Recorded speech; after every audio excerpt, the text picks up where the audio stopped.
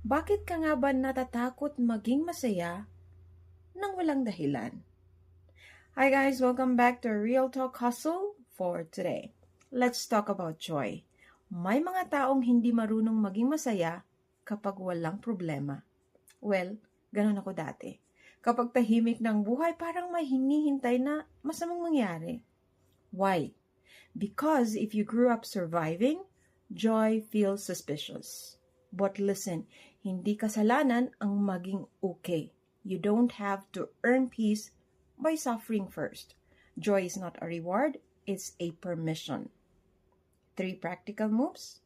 Practice natin. Number 1, pansinin kung kailan ka nagsasabotage ng saya kahit wala namang mali.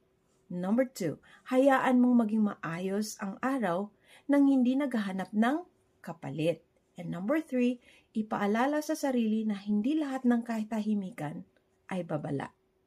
Tandaan, hindi ka tinatamad. Nanibago ka lang sa buhay na hindi masakit.